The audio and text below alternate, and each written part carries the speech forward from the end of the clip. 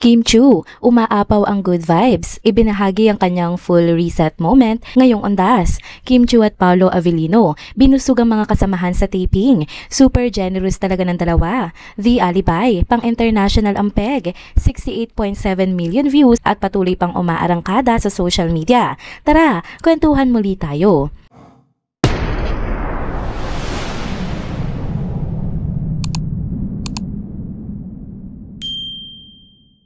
Hello mga ka-trenders! Welcome back muli sa ating channel. Kung bago pa lamang kayo dito, huwag nang kalimutang mag-like, mag-subscribe at i-hit na rin ang bell notification para lagi kayong updated sa mga balitang trending at napapanahon.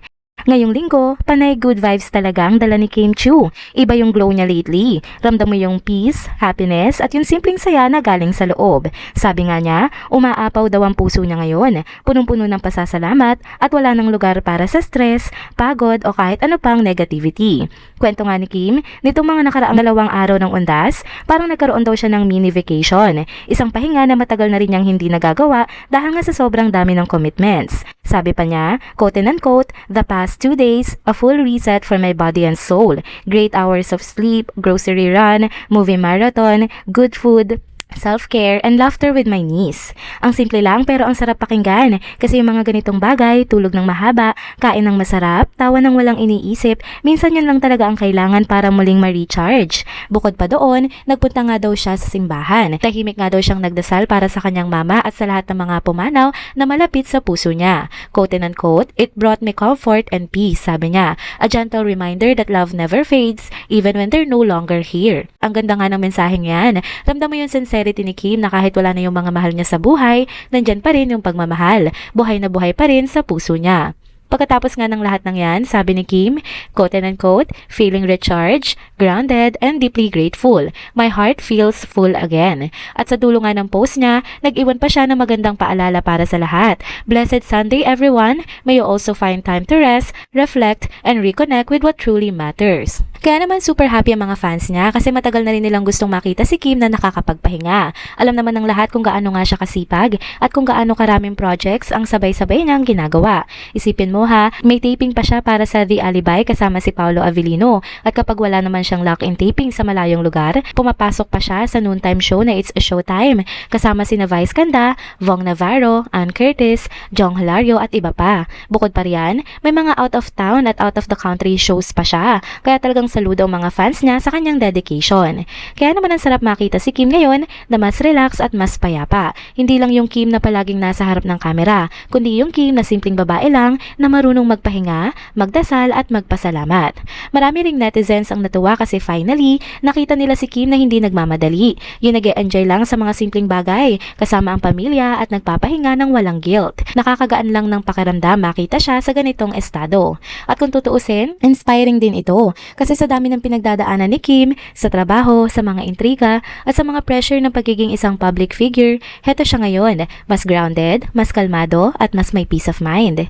Ang ganda ng reminder na dala niya, kahit kaano ka ka-busy, kailangan mo rin maglaan ng oras para sa sarili mo. Hindi mo kailangan maghintay mapagod ng sobra bago ka huminto at magpahinga. Minsan sapat na yung simpleng pahinga, yung oras para magdasal, at yung sandaling maramdaman mong buhay ka ulit. Kaya bongga ka talaga, Kim, deserve mo ang peace, rest, at happiness na yan. At sana tuloy-tuloy na yung ganitong energy mo. Kasi sa totoo lang, nakakatuwang makita si Kim na masaya. Hindi lang dahil sa mga achievements niya, kundi dahil masaya siya at peace. At para sa ating lahat, magandang paalala rin ito. Kung si Kim Chiu nga na sobrang daming ginagawa ay nakahanap ng oras para magpahinga at magpasalamat, tayo rin dapat. Kasi minsan, sa gitna ng lahat ng ingay at trabaho, ang pinaka-importanting gawin mo ay huminga, magpahinga at pasayahin ulit ang sarili mo. Next topic naman tayo mga ka-trenders. Grabe nakakatuwang balita ito ha, kasi itong sina Kim Chiu at Paolo Avellino, hindi lang talaga nakakakilig on screen, kundi super generous pa off-cam. Alam nyo ba, sobrang swerte daw ng mga kasamahan nila sa taping ng The Alibay. Kasi sa tuwing bumibili daw sina Kim at Paolo ng pagkain o may pa-dinner, hindi lang para sa kanila yon. Buong team kasali. As in artista, staff, crew, lahat busog. Kaya naman tuwan-tuwa mga kasama nila sa set. Sina Shasha Padilla, John Arcilla, Sofia Andres at iba pa. Todo appreciation daw sa pa-dinner ng Kim Pao. Puro good vibes daw lagi sa tipping kasi bukod sa masarap na pagkain, sobrang gaan pa sa pakikitungo ang dalawa. Lagi may dalang positive energy, walang ere at very professional pa. Kaya nga sabi ng iba, parehong hindi sakit sa ulo sina Kim at Paolo at yan daw ang dahilan kung bakit sunod-sunod ang blessings nila. Kasi isipin nyo ha, mula sa hit na Lin Lang tapos nasundan agad ng What's Wrong with Secretary Kim, may pelikula pa silang My Love Will Make You Disappear at ngayon, paparating na sa Prime Video ang bagong serye nila na The Alibi.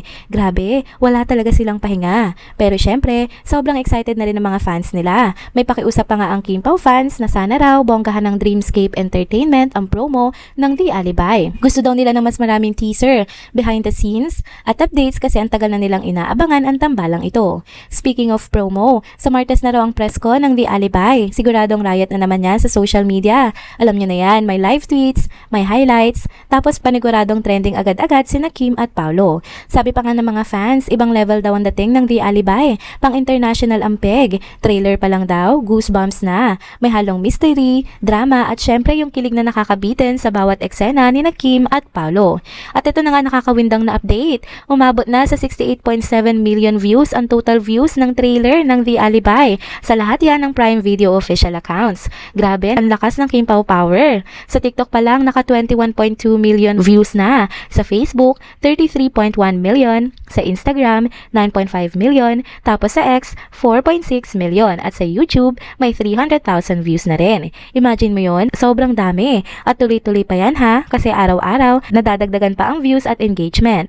Ang dami ring nagre-react sa chemistry ng dalawa. At karamihan sa mga comments, puro excitement at kilig. Ang saya lang kasing makitang ganito, kainit ang suporta sa kanila. Lahat excited makita kung anong klaseng twist at mga pasabog ang hatid ng The Alibi. Sabi pa nga ng mga fans, trailer pa lang yan ha, parang pelikula na ang dating. At totoo naman, ang linis ng shots, ang ganda ng mood, at syempre, ang chemistry ni na Kim at Paolo, solid.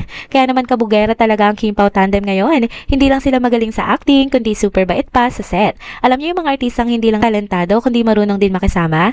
Ganun na ganun nga ang Kim Pao. Kaya ang saya ng working environment nila. Puro good vibes, puro teamwork. Nakakatuwa lang isipin na habang ang iba stress sa trabaho, etong team ng The Alibi, chill lang pero productive. Kasi kung may mga katulad nga ni na Kim at Paolo na lagi nag-aabot ng ngiti, effort at minsan pa nga pagkain, siguradong mas gumagaan ang trabaho ng lahat.